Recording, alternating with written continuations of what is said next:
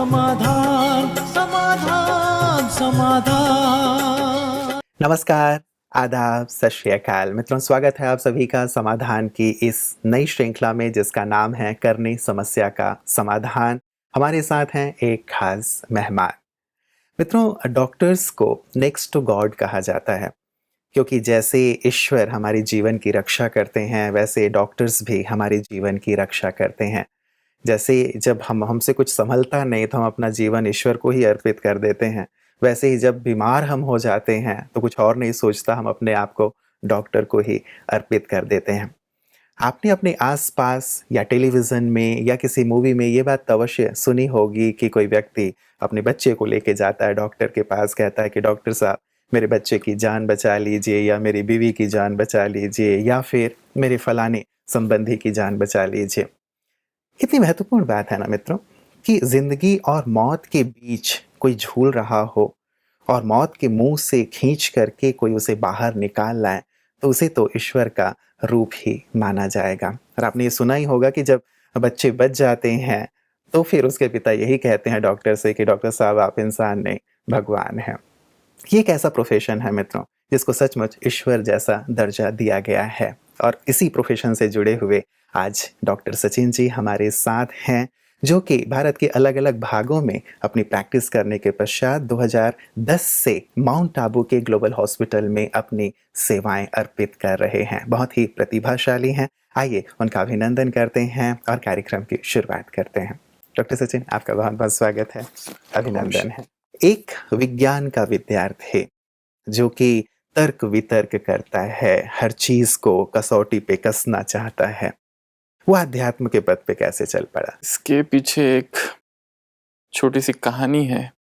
मैं कहूँगा कि बचपन से ही हमारे मन में एक जिज्ञासा थी भगवान को जानने की, भगवान कौन है, भगवान क्या है, ये समझने की। और जब हम 12th स्टैंडर्ड में थे और एग्ज़ाम दे चुके थे, उसके बाद फिर हमारे घर में हमारे पिताजी कुछ किताबें लेके आए थे। तो उसमें एक किताब मुख्य रूप से थी महात्मा गांधी जी की जीवन चरित्र, जिसमें the story of my experiment with truth वाली जो किताब, वो हमने पढ़ी। और वो पढ़ते पढ़ते ही हमारे जीवन में जैसे एक आमूल परिवर्तन सा आ गया। जब हम वो पढ़ने लगे और पढ़ते पढ़ते मौन हो गए, और 6 मास तक जैसे हम संपूर्ण मौन हो गए, संपूर्ण अंतर्मुखी हो गए। हमको तब पहली बार लगा कि जीवन का परम लक्ष्य क्या है, जीवन किस लिए है, हम किस लिए जी रहे हैं, हमें आगे क्या करना है। तो ये सारे प्रश्न हमारे मन में आए। और फिर उसी दरमियान हमारा एग्ज़ाम का रिज़ल्ट आ गया, हमको बहुत अच्छे मार्क्स मिले उसमें, और एमबीबीएस में हमारी एडमिशन हो गई। अभी एमबीबीएस में जब हम थे भी, तो भी वो जो हमारे जो 4.5 साल एमबीबीएस के और 1 साल बाद में इंटर्नशिप होता है, ये पूरा एमबीबीएस हमारा, जैसे हम कहेंगे, एक भगवान की खोज चालू थी। हम हर दिन कुछ ना कुछ साहित्य पढ़ते थे, कोई ना कोई संस्था के बारे में पढ़ते थे, और इस तरह से मतलब हमारे अंदर जो चाह थी कि भगवान है क्या, उसे पाने की, उसे पूर्ण करने की इच्छा हमारे मन में हमेशा से रहती थी। हमको तो याद है कि हमारे हॉस्टल के पीछे एक कृष्ण मंदिर था, तो हम वहाँ पर भी रोज जाते थे, और बहुत सारी पढ़ाई तो हमने वही मंदिर में बैठ के की थी। मतलब हमारी जो भक्ति भाव था वो बहुत ज़्यादा था। और ये इस तरह से जब चालू था, फिर हमारा एमबीबीएस भी पूरा हो गया। फिर हमारी इंटर्नशिप थी। इंटर्नशिप 1 साल की होती है, जिसमें हम अलग-अलग विभागों में जाते हैं। तो वहाँ पर भी जैसे हमने कहीं एक जगह पढ़ लिया था स्वामी विवेकानंद जी का एक वाक्य, कि जो मनुष्यों की जो सेवा है, मानव सेवा ही माधव सेवा है। तो वो हमारे मन पर काफ़ी गहरा असर था उसका। इसलिए हम जब सेवा करते थे तो हमको ऐसा लगता था कि जैसे ये सामने भगवान है, जो पेशेंट है वही भगवान है। तो पूरा 1 साल हमारा उसमें गुजरा। उसके बाद में हमारे सामने प्रश्न था, अब क्या करना है? तो कई लोगों ने कहा तुम पोस्ट ग्रेजुएशन करो, क्योंकि हम जब एमबीबीएस में, तब हमको काफ़ी अच्छे, एमबीबीएस में भी काफ़ी अच्छे मार्क्स मिले थे सभी सब्जेक्ट्स में। इसी लक्ष्य के साथ हमारा जो छोटा भाई था वो भी एमबीबीएस कर रहा था नागपुर में, तो हम उसके कमरे में गए, तो वहाँ हम पढ़ाई करना चालू किए। पर उस पढ़ाई के दरमियान फिर से हमारे अंदर जो जिज्ञासा थी भगवान को जानने की, वो फिर से जैसे कि प्रकट हो गई। और फिर हम अलग अलग संस्थाओं में जाने लगे, अलग अलग किताबें पढ़ने लगे, और फिर ये सब करते हुए हमारे मन में एक तीव्र वैराग उत्पन्न हुआ और फिर हमने ये सोचा कि यदि हमें भगवान को पाना है तो हमें इस संसार का त्याग करना पड़ेगा। उसमें हमने शायद ही ऐसी कोई संस्था होगी जहाँ हम नहीं गए। हर दिन नई नई संस्थाएं, हर दिन नई नई मतलब ईश्वर की किताबें, तलाश में ईश्वर हर की जगह। तलाश थी। जी, ऐसी कोई भी जगह नहीं थी। केवल हिंदू धर्म नहीं, दूसरे अलग अलग धर्म जो है उनका भी अध्ययन।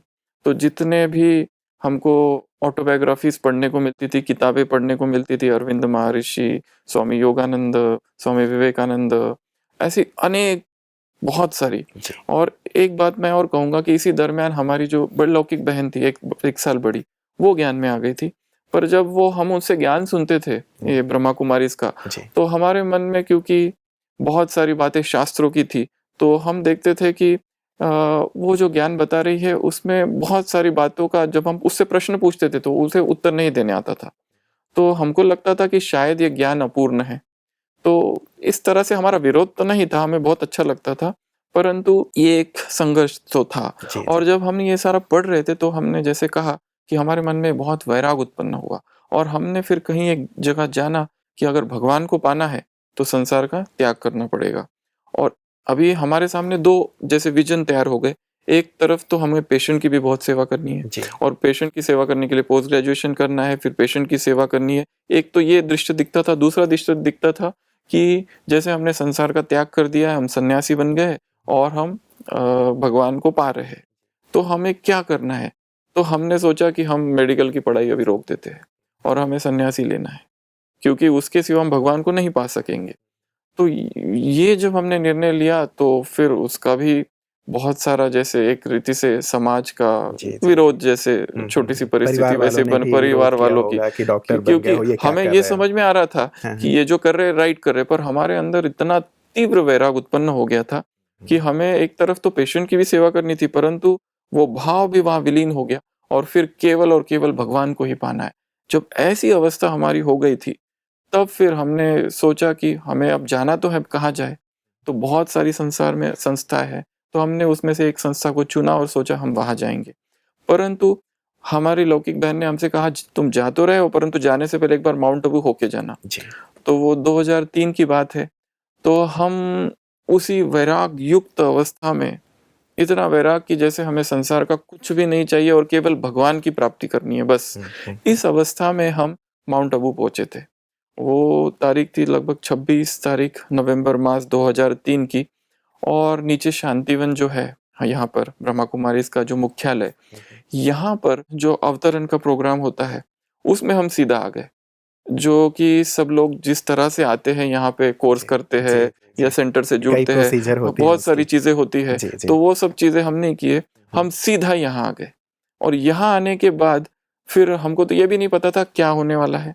हम सीधा जाके डायमंड हॉल जो है वहां जाके बैठ गए और वहां हम बैठे रहे लगभग 3 बजे से लेके तो रात को 11 बजे तक। 30 तारीख जी, नवंबर मास 2003 का वो साल था।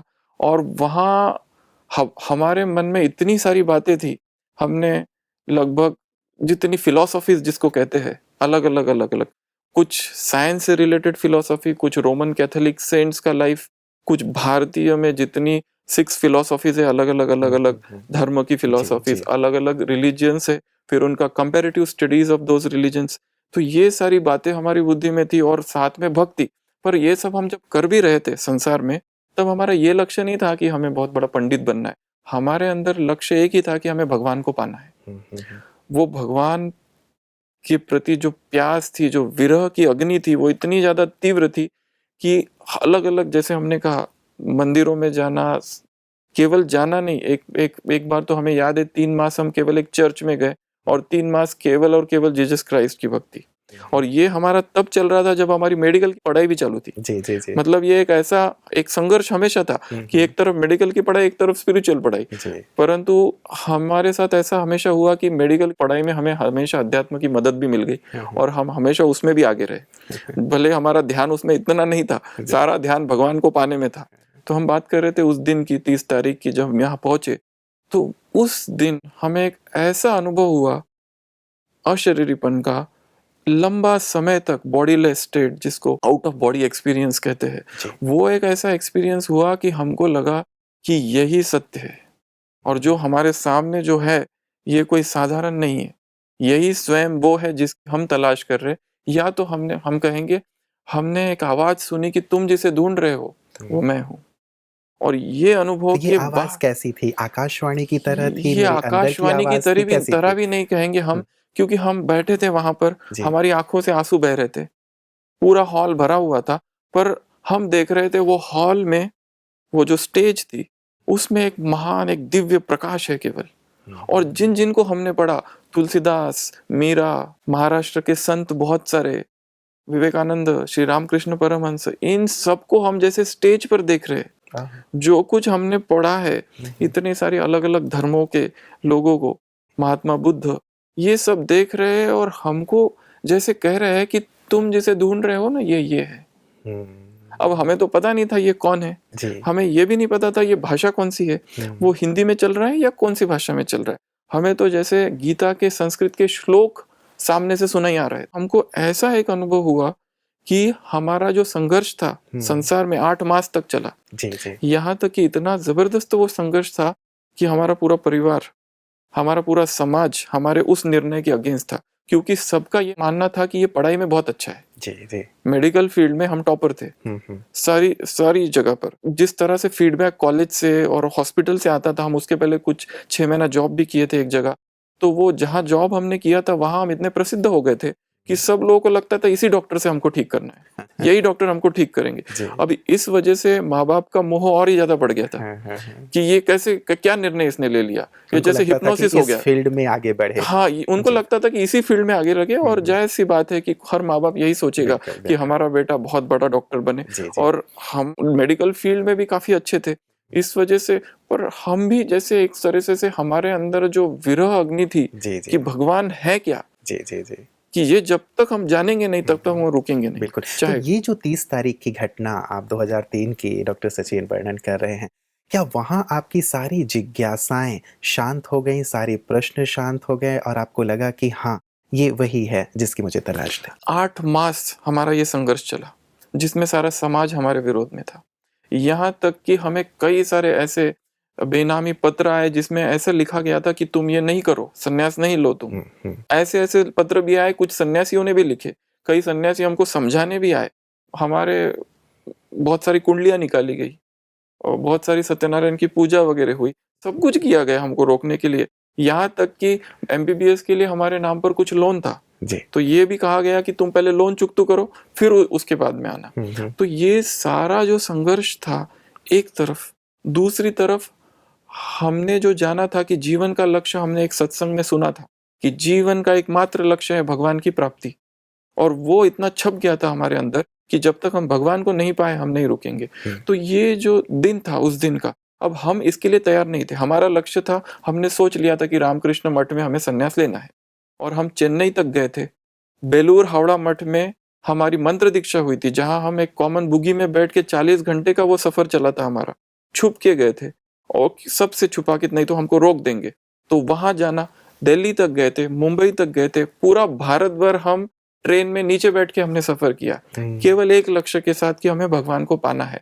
जहां से भी वो मिले, जितनी किताबें हम पढ़ सके थे सारी हमने खत्म की। एक किताब ली, उसको पूरा किया। एक संस्था में गया, केवल जाना नहीं, वहां के जितने नियम मर्यादा है वो सारे हमने फॉलो किए। यहाँ तक कि हम एक बार, हमें याद है, ब्रह्मा कुमारीज में भी गए, तो वहां पर भी हम सारा दिन भर बैठे, हमने वहां की फिलॉसफी को भी समझा। पर हमको लगा कि यहाँ हमें केवल बहनें दिख रही है, हुँ। तो हम इसमें कैसे जाए। जी, तो जी। हमने सोचा, जो हमने 50 संस्थाओं की लिस्ट बनाई थी, ब्रह्मा कुमारीज को सबसे लास्ट में रखा था और हमने सबसे फिर चुना था रामकृष्ण मठ में कि हमको वहां जाना है। जी। तो वो जो दिन था हुँ। 30 तारीख का, हम जो वहां, हमें तो बताया गया था 30 तारीख को 3 बजे गेट खुल जाएंगे, आप चले जाना। तो हम 3 बजे वहां जाके बैठ गए। हम बैठे रहे 11 बजे तक, जी। तब तक बैठे रहे जब सारी सभा उठ नहीं गई, और हम रो रहे थे। हुँ। और वो जो अनुभव था, वो ऐसा अनुभव था कि हमें लगता है यदि इस संस्था की कोई भी व्यक्ति, कोई भी आत्मा अगर हमें आकर ये ज्ञान समझाती, तो हम शायद स्वीकार नहीं करते, हुँ। क्योंकि वो अनुभव इतना हिलाने वाला था हमको कि हमको पता ही नहीं हम कहाँ बैठे हैं। हमें केवल वो दिव्य प्रकाश सामने दिख रहा था, आंखों से आंसू आ रहे थे, और वो जो सामने था वो कह रहा था कि तुम जिसे ढूंढ रहे हो वो मैं हूँ, हम्म, मैंने तुमको यहाँ लाया है। और उस अनुभव के बाद पहली बार हमें नींद आई शांतिवन में। हम्म, अभी तक जो हमारा एक विरह अग्नि चल रहा था, जी जी, हमको उसके कारण याद है ठीक से तीन नींद भी नहीं तीन आती दिन थी। हमने बीच में ऐसे बिताए थे जैसे मीरा की अवस्था थी, जी कृष्ण प्रेम में जो पागल थी। 3 मास जीसस क्राइस्ट, कभी भगवान की माँ के रूप में हमने भक्ति की थी कि जैसे भगवान जो है, जैसे श्री रामकृष्ण परमहंस ने भक्ति की वैसे है। तो अलग अलग जगह से अलग अलग संबंध में उसको याद किया था, पर उसका संपूर्ण परिचय नहीं था। जी यहाँ तक कि हमारे मन में द्वंद्व भी उत्पन्न हो गया। संसार कहता है ऐसा भगवान है, तो भगवान है कौन? क्योंकि जिस जिस संस्था में जाते थे और जिस जिस फिलॉसफी को स्टडी करते थे, चिन्मय मिशन, रामकृष्ण मिशन, योगादा सत्संग society, divine life society, art of living, Mata Amritanandamayi, जी कहाँ कहाँ गए हम अलग अलग संस्थाओं में, तो हर जगह थोड़ी थोड़ी भिन्नता दिखती थी। हमारे मन में प्रश्न था सत्य क्या है। तो यहाँ जब हम आए, किसी ने हमसे कुछ कहा नहीं, किसी ने हमको समझाने की कोशिश नहीं की। हम आए, हम बैठे और खो गए। और वो अनुभव ऐसा था कि उसके दूसरे दिन हमने ये निर्णय कर लिया, बस हम यहीं रहेंगे अब। इसके बाद हमें कहीं नहीं जाना है। हमको एक बात और सुनाऊंगा कि जब हमको साइट सीइंग के लेके गए, साइट सीइंग के लिए, और बहन जी ने कहा ये ग्लोबल हॉस्पिटल है, तब हमको लगा कि बस अब मुझे यहीं जाना है। तब हमको याद आया कि हम डॉक्टर हैं। जी जी इतना वो विस्मृति हो गई थी। और फिर हम उसके बाद ही यहाँ ज्वाइन कर लिए। जी। घर पे हमने जब बताया संन्यास कैंसिल, तो वो भी बहुत खुश हो गए खुश हो गए कि चलिए कम से कम डॉक्टर तो रहेगा, हमारा बेटा गेरुए वस्त्र धारण नहीं करेगा। एक चीज डॉक्टर सचिन, आप बहुत ही गहरी बात कह रहे हैं। यद्यपि मैं विज्ञान की ओर बढ़ने वाला था, आपने अध्यात्म की गहराई में डुबाया है, लेकिन बहुत ही महत्वपूर्ण है। आज मुझे लगता है कम से कम भारतवर्ष में और विश्व में भी बहुत सारे ऐसे लोग हैं जो सचमुच ईश्वर को शायद आपकी तरह लगनशील होकर के तो नहीं, लेकिन फिर भी उनके मन में कहीं ना कहीं ये प्यास, ये जिज्ञासा जरूर है कि एक बार हम भी उस ईश्वर को देख लें, उस ईश्वर को पालें। जी। अपने अनुभव से तो आपने यद्यपि कह दिया है, लेकिन फिर भी मैं आपके मुख से उन सबके लिए सुनना चाहूंगा कि वो क्या करें। हम सारे धर्मों का अध्ययन किए पहले जी कंपैरेटिव रिलीजन, सारी संस्थाओं में गए, सारे लगभग। हम ये अथॉरिटी के साथ कह सकते हैं कि ये जो संस्था है, मैं कहूँगा ये लास्ट स्टेशन है स्पिरिचुअलिटी का। ये जो संस्था है, इसके आगे और कुछ नहीं। क्योंकि मैं ये केवल अनुभव के आधार से ही नहीं कह रहा हूँ।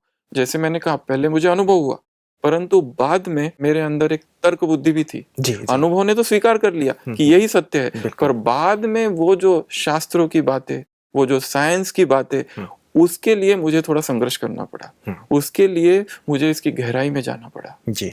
जब तक फिर मैंने देखा कि एक तरफ अध्यात्म और एक तरफ विज्ञान, और इन दोनों को जैसे जैसे जोड़ा, तो पहले तो अनुभव कर लिया था।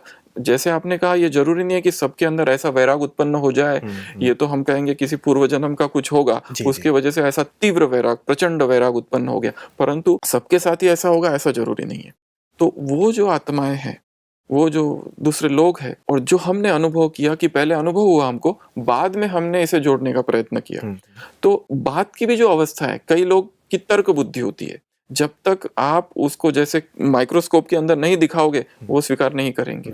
तो आप यहाँ आए और यहाँ का जो भी ज्ञान है, बिना इसे अंधश्रद्धा के रूप में स्वीकार ना करें। एक एक जो बात है यहाँ की, अगर आप उसे साइंस की कसौटी पे कसे, तो आप ऐसा पाएंगे कि वो खरी सिद्ध होगी। क्योंकि ये हमने कहीं पढ़ा नहीं, हमने अपने अनुभव से किया। पहले तो अनुभव कर लिया जैसे हमने बताया, और बाद में फिर एक एक पॉइंट जो यहाँ सुनाया जाता है, जो राजयोग मेडिटेशन सिखाया जाता है, वो हमने केवल अनुभव नहीं, परंतु उसको फिर साइंस से जोड़ा और जोड़ के देखा कि क्या होता है। तो पाया कि उसके एंड में भी वही हमको परिणाम मिले जो कि वो अनुभव से हुए। तो ये जैसे दोनों ही बातें एक बार सभी आकर के इस चीज का अध्ययन जरूर करें, और वो भी ऐसा अध्ययन करे इम्पार्शियल माइंड से। ऐसा नहीं कि किसी ने पहले से कुछ कह के रखा है, यहाँ ये होता है, यहाँ वो होता है, हिप्नोसिस होता है, ऐसा होता है, वैसा होता है। इम्पार्शियल माइंड से, नॉन जजमेंटल एटीट्यूड से, ये सत्य है, ये वाक्य है, अब आप देखो, अपने अनुभव से जोड़ो या साइंस के सारे सिद्धांत इसमें लगाओ, तो आप पाओगे कि वो सारे खरे सिद्ध होंगे। जी जी जी, ये हमारा प्रैक्टिकल अनुभव। जी जी, कई बार लोग ऐसा भी एक तर्क देते हैं या बात रखते हैं कि हर एक संसार में जितने भी मठ हैं, पंथ हैं, संप्रदाय हैं, धर्म हैं, सभी ये कहते हैं कि ईश्वर का संपूर्ण ज्ञान हमारे पास है या ईश्वर हमारे यहाँ ही आते हैं, यदि जी। ईश्वर से आपको मिलना है तो हमारे पास आइए, तो व्यक्ति कंफ्यूज हो जाता है कि जी। जाएं तो जाएं कहाँ। तो कई लोग ऐसी दुविधा वाली स्थिति में भी रहते हैं कि हमारी तो सारी उम्र ही निकल जाएगी सब जगह जाते रहने में। जी। तो जी। ऐसी स्थिति में जो लोग हैं, दुविधा वाले लोग हैं, उनके लिए भी कुछ विशेष आप कहना चाहेंगे? देखिए, ऐसे जो लोग हैं, ये तो हम इनको कहेंगे अध्यात्मवादी। जैसे हम संसार को कहेंगे, कुछ लोग हैं मटेरियलिस्टिक, जी। भौतिकवादी, कुछ लोग हैं अध्यात्मवादी। अध्यात्मवादी अर्थात इन्होंने ये जाना है कि ये जो व्यक्त संसार है, मैनिफेस्ट वर्ल्ड, इससे परे भी कुछ रियलिटी है। हम्म, ये जो संसार है, साइंस की जो भी उपलब्धियां है, जैसे कहते हैं man has just scratch the surface of science, ऐसा कहा जाता है। जी। तो साइंस के लिए कहते हैं, तो अध्यात्म तो उससे भी कई परे है। तो ऐसे प्रकार के जो लोग हैं संसार में, जिनको हम अध्यात्मवादी कहते हैं, अभी हम जैसे आपने कहा कि ये लोगों के सामने भी इतने सारे प्रश्न हैं, क्योंकि आज संसार में हम कहेंगे हर 100 किलोमीटर में एक नई संस्था है। जी। आप जाओ तो कहेंगे ये कौन है, तो कहते ये उसका अवतार है, ये उसका अवतार है, ये भगवान है, वो भगवान है, कोई कहते हम ही भगवान है। ऐसे अनेक अनेक संस्थाएं, अनेक अनेक मठ, अनेक अनेक पंथ, अनेक अनेक बातें हैं। सत्य क्या है? मैं ये कहूँगा कि सत्य आप स्वयं के अनुभव से जो आपको हो जाए, वो सत्य है। धर्म की जो परिभाषा है, स्वामी विवेकानंद ने एक जगह कहा है, religion is realisation, deep realisation. मैं ये नहीं कहूँगा कि आप आके यहाँ की सारी बातों को बिलीव कर लो। जब तक आपको अनुभव ना हो जाए उस बात का, तब तक उसे स्वीकार नहीं करो। जी। क्योंकि लोग क्या करते हैं, जैसे कई लोग हैं, जैसे कृष्ण भक्त है कोई, उसके घर में एक बच्चा पैदा हुआ, अब बचपन से ही बताया जाता है कि यही सत्य है और यही भगवान है, तो वो भी उसे मानने लगता है। बाद में जब वो क्रिश्चियन फ्रेंड्स के संपर्क में आता है, तब पता चलता है कि वो कहते हैं नहीं, क्राइस्ट भगवान है। तो ये संघर्ष होते रहता है, ये संघर्ष हमेशा से चला है और ये कोई नई बात नहीं है। फाइनल स्टेटमेंट यही है, रियलाइजेशन। डीप अनुभव कितना होता है हर एक को, जी। और वो अनुभव अगर आपको हो गया, तो चाहे सारी दुनिया आपको कह दे कि ये असत्य है, फिर भी आप उसे नहीं छोड़ो। तो एक वाक्य में हम कहेंगे डीप रियलाइजेशन। जहां आपको हो जाए, समझ लो वही सत्य है। परंतु हाँ, वो अनुभव ऐसा हो कि फिर उसके बाद आपको ऐसा ना हो जाए, संशय बुद्धि हो जाए, अरे ये ऐसा क्यों, ये वैसा क्यों। ऐसा अनुभव हो कि यही परम सत्य है, यही संपूर्ण सत्य है, इसके परे फिर कुछ नहीं है। बिल्कुल। चलिए, बहुत सुंदर लग रहा है आपसे ये चर्चा करके, आपके अनुभवों को जान के कि सचमुच ईश्वर की ऐसी अनुभूति प्राप्त की जा सकती है और हम सब भी उस अनुभूति की ओर अवश्य बढ़ना चाहेंगे, क्योंकि मन में नाना प्रकार के धर्म से जुड़े हुए, ईश्वर से जुड़े हुए प्रश्न हैं। यद्यपि जैसे मैंने पहले भी कहा था कि मुझे लगा था कि मैं विज्ञान की ओर बढ़ूं, लेकिन आपने धर्म की इतनी गहराई हमें प्रदान की है कि लगा कि पहले हम इसे ही अच्छी तरह समझ लें, लेकिन आज वक्त थोड़ा इजाज़त नहीं दे रहा है। कल मैं पुनः चाहूँगा डॉक्टर सचिन कि हम इस चर्चा को आपके साथ आगे बढ़ाएं और धर्म और आध्यात्म का और साथ ही साथ विज्ञान का कैसे आपस में मेल है, उस चीज़ को भी आपसे हम समझें। आज के सुंदर प्रकाश के लिए आपका बहुत बहुत शुक्रिया। Thank you. मित्रों, सदियों से हम सब के मन में बहुत ही गहरी आस्था रही है ईश्वर के लिए, और तलाश भी रही है कि वो हैं कौन, कहाँ हमें मिलेंगे, क्या हम उन्हें देख पाएंगे, समझ पाएंगे, उनके साथ रह पाएंगे। जब कभी गोप गोपियों की बातें सुना करते थे कि वो श्री कृष्ण जी के साथ रास किया करते थे, या श्री राम की बात सुना करते थे, या जब कभी भी ईश्वर की चर्चा हुआ करती थी, हमें भी लगता था कि काश हम भी उन्हें देख पाते, समझ पाते, उनके साथ रह पाते। डॉक्टर सचिन जी ने अपने अनुभव से सचमुच एक सुंदर सी बात और प्रकाश हम सबके सम्मुख रखा है कि हम भी उस सत्य तक पहुंच सकते हैं, उसे रियलाइज कर सकते हैं। आवश्यकता है कि अपनी बहुत सारी जो भ्रांतियां हैं, बातें हैं, उन सबको एक तरफ रखते हुए जो सत्य है उसकी ओर हम बढ़ें, उसकी स्टडी करें और अनुभूति के तह तक पहुंचें। इस चर्चा को आगे भी डॉक्टर साहब के साथ जारी रखेंगे, और साथ ही आपके जो विभिन्न मेल हमारे पास आते रहते हैं जो स्वास्थ्य से संबंधित हैं, उन्हें भी कल हम शामिल करेंगे। आप बने रहिएगा समाधान कार्यक्रम में हमारे साथ। नमस्कार।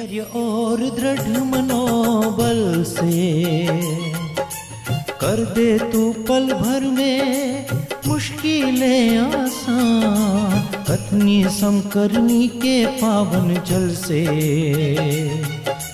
स्वर्ग बन जाएगा सारा ये जहान, सारा ये जहान। कहता है ये समाधान समाधान